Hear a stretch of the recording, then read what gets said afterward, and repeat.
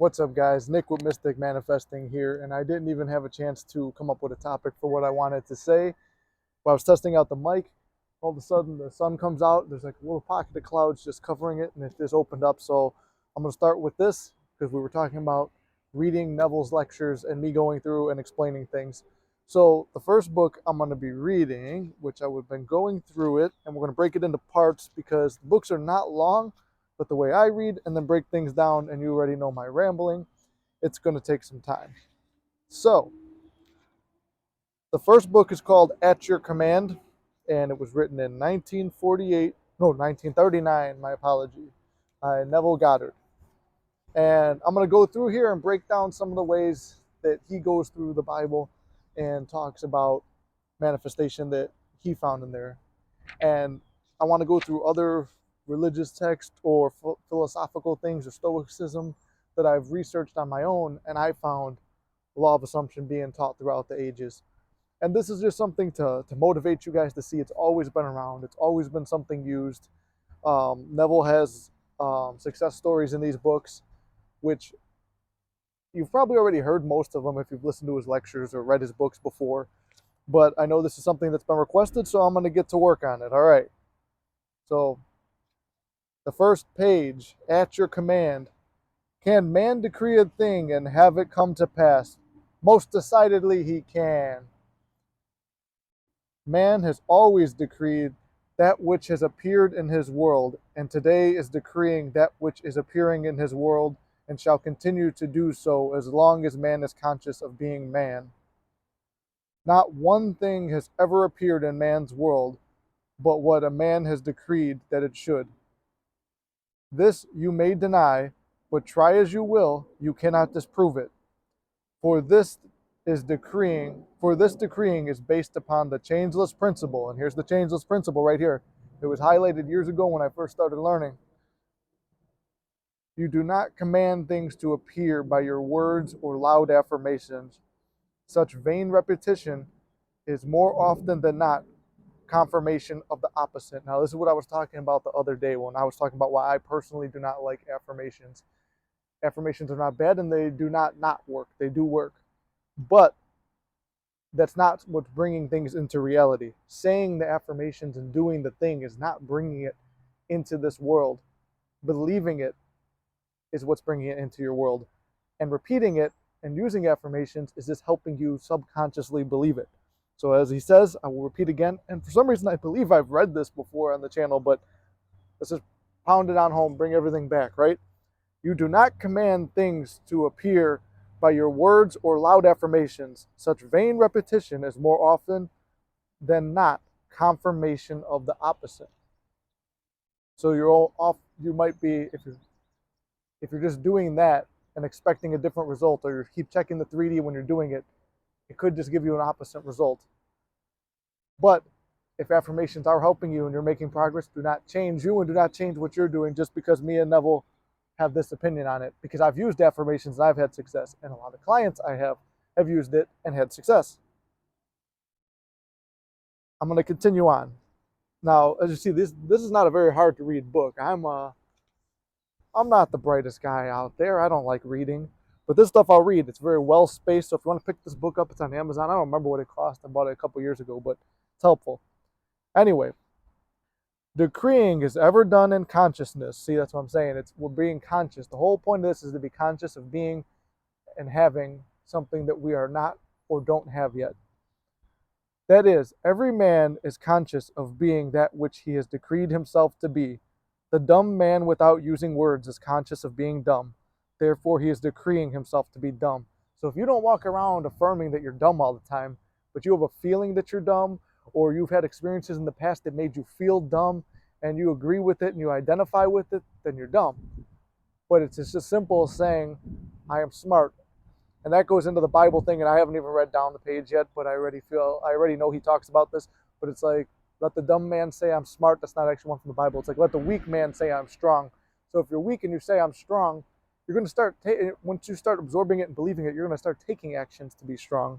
And I believe that's coming up next, so I don't even know why I said it. But it's like, when the Bible is read in this light, you will find it to be the greatest scientific book ever written.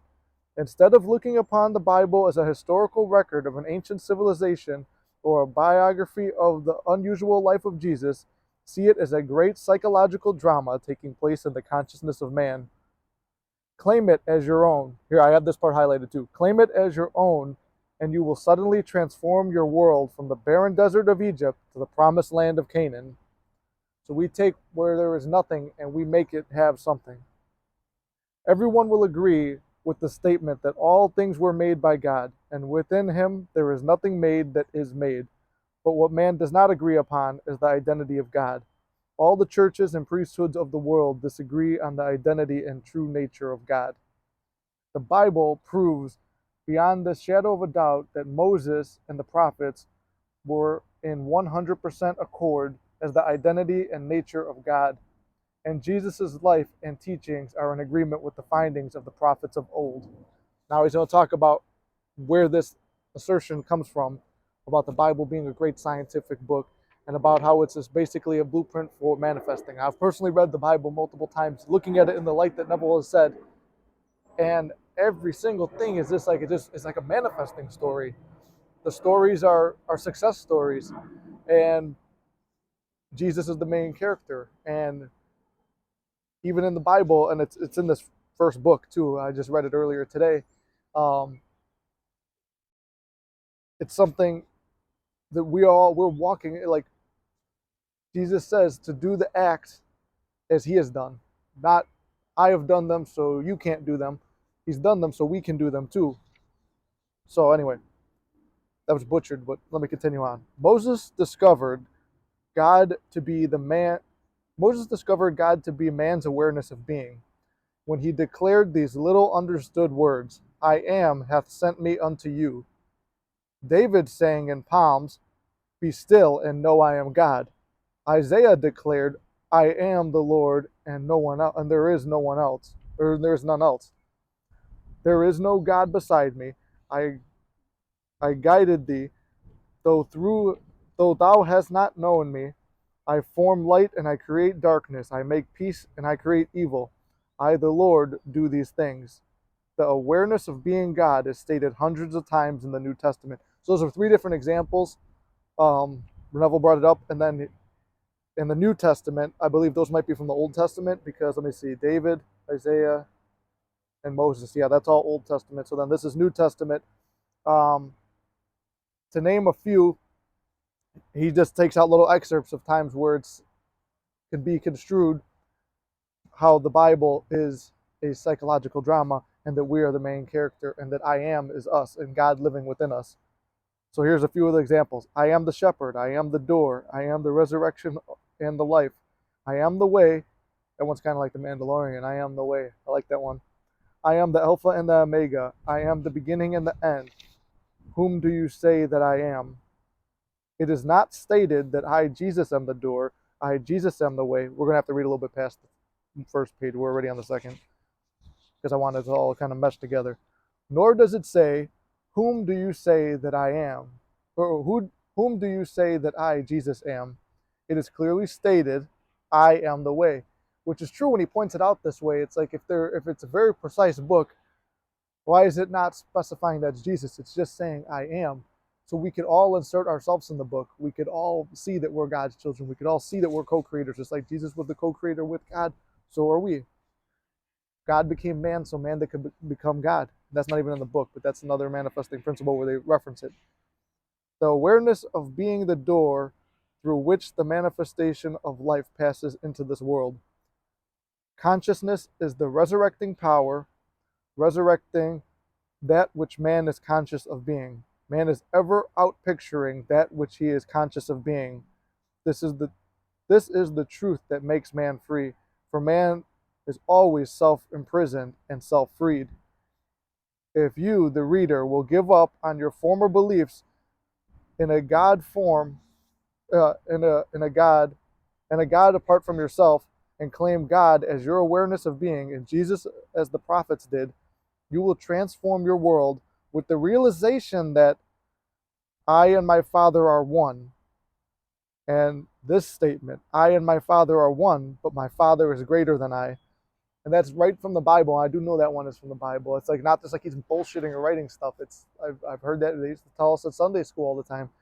And if you and your Father are one, and we're co-creators, as Manifesting says, and there's scientific proof of this, and Neville's saying that the Bible's scientific proof, there's all these reasons that show that we're the creator of our reality. And the whole point of this, right away in the first 3 pages, he's outlined what manifesting is. I'm going to stop right there. Well, you know what? Maybe I'll finish off the page.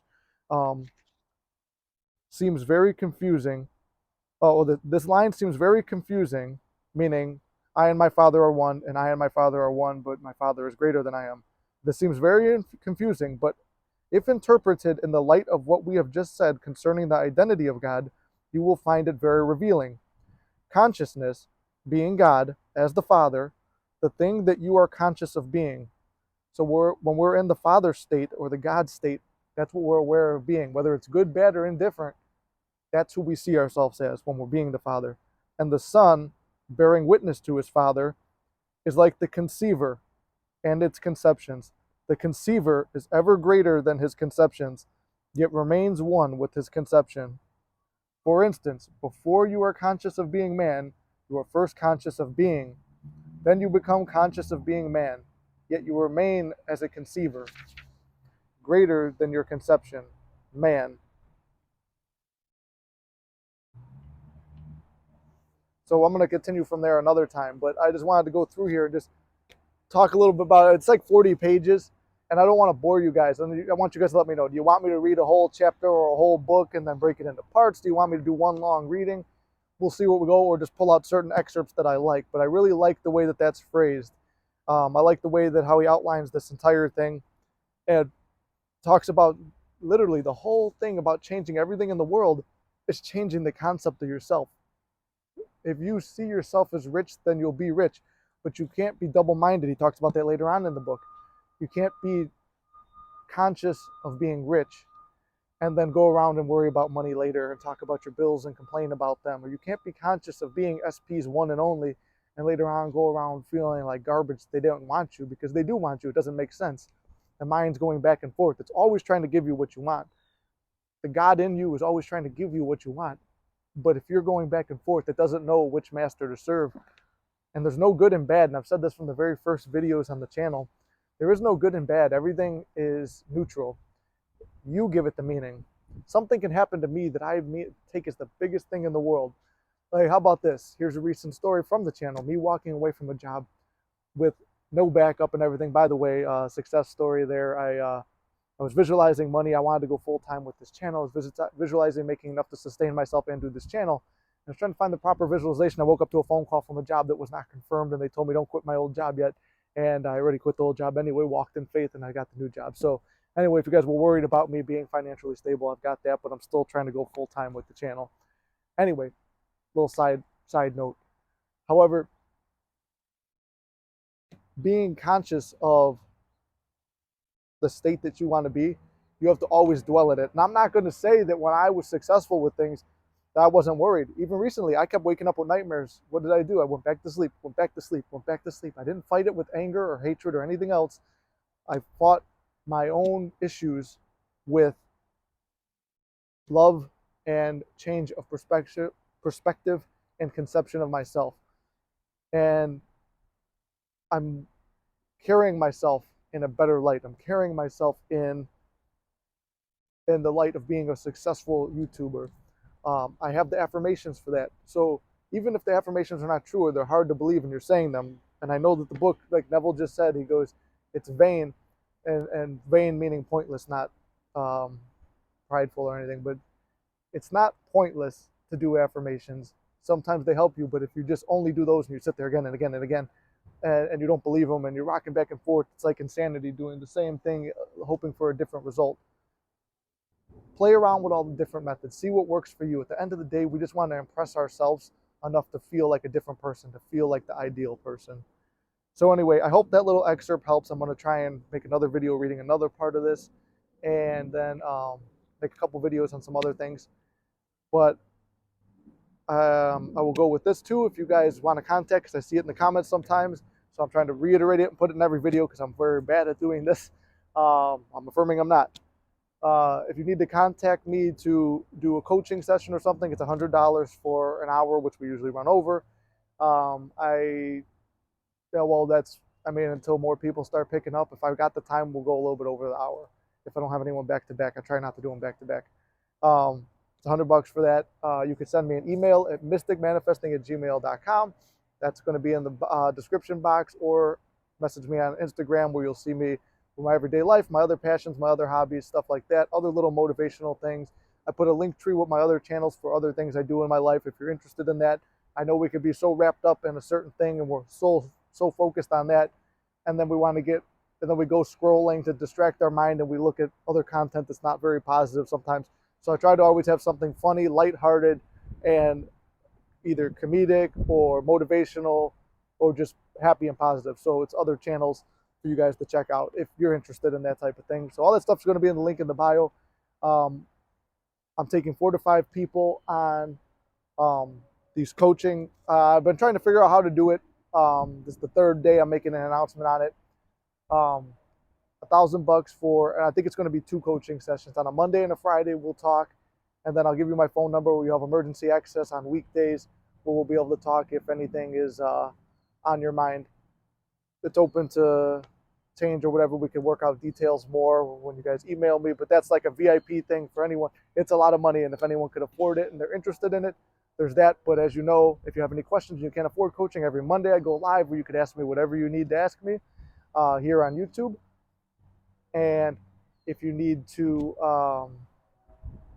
just chat or whatever, I respond to all the comments, or I'm getting, well, like I said, I'm backed up on it, but I'm getting into them now. I read them all. You guys make me feel great when you send me comments. So I'm going back and reading comments, and some of them I have written down. I'm going to make videos on those. So anyway, long drawn out thing. I actually did my speech. Remembered to talk about all the services. But if not, I teach you guys everything you need to know and tell you all my experiences and all the good, bad, and ugly on my own personal part of manifesting in this journey. Love you guys very much, and I'll see you in the next video, all right?